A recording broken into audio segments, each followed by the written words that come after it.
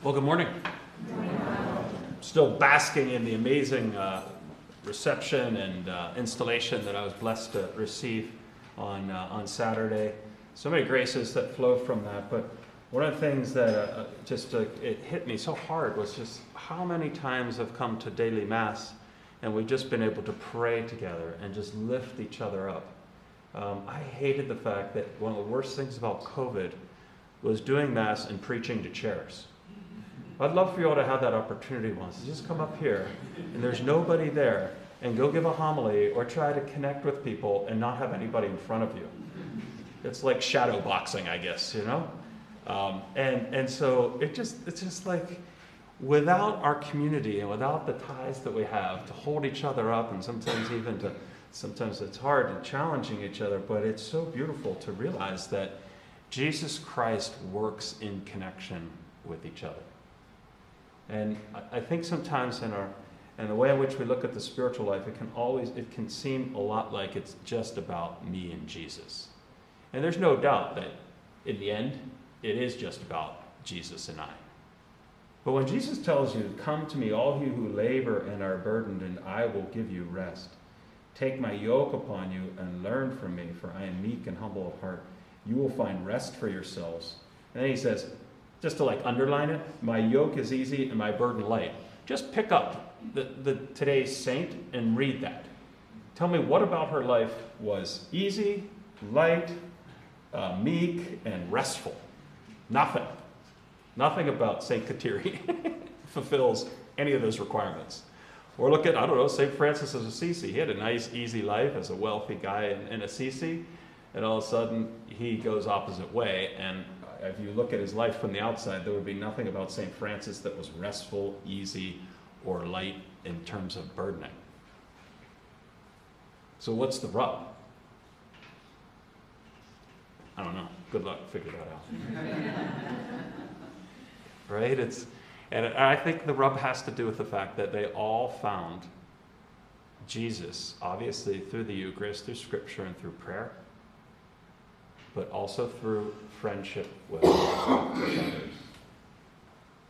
Like, in some sense, the opposite of being drained is being sustained. The opposite of feeling isolated and like this is just about me white knuckling through is having a community of people that lift you up. And I guess it's a lot like my fishing experience, which I think I've described before. We were in Alaska, or in the Bering Sea, the Straits, the sea. This is this huge body of water that's in the northern part, or the southern tip of Alaska. So you have this raging ocean, freezing cold water. And on the other side, you have this river flowing into it. So you have fresh water clashing against these huge waves of the salt water. And we wanted to fish on the other side. And there are no bridges. We're like, how are we going to walk across here? Individually, if you walked out there, and especially in waders, which are like up to here, you're definitely going to get swept out, and the sharks are just waiting for you. And they're like, yes, let's hope we can get a good fisherman today. And if you go the other way, you get pushed into this river, which is just a raging river, and the bears are like, yeah, let's have us some fishermen today. And so the fishing guide said, there's 7 of us. If we link arms, we can get across. Because 14 feet are much better than 2. And you think about it, like if there's 14 feet prancing across this river, which was about 4 or 5 feet up to, well, it's about like up to here, sorry. And you link arms, at any one time, you could possibly have, 10 or 11 feet on the ground. I don't know exactly the proportion of it. But what you need are some people with their feet on the ground while the other one's right foot's up. Do you know what I'm saying? And we marched right across. And so that made the burden light, that made the burden easy, and that made the burden something that is absolutely possible to do. Notice that when Jesus came to save the world, what did the Father first do? He asked Mary if she would cooperate. Part of the dynamism and the craziness, and it'd be one of those questions I'd love to ask God, why the heck do you want human beings to help you in the work of salvation? I mean, I'm the first one to recognize I am the most unworthy to be given the sacraments that I've been given. And I could just imagine when he looks at the world and says, who am I going to call? And the thing is that he wants to need us.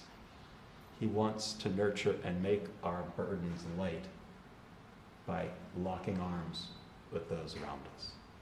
And so I guess for me, as I think about today, it's good for us to say, who are these people in my life that the Lord is asking me to lock arms with? Because let's face it, we can't do this alone. Christianity and the way we were created was for communion with others. And I think that one of the great gifts we get when we receive the Eucharist is to then be able to lock arms with others, knowing that we're walking in step with Jesus and each other. St. Kateri, pray for us.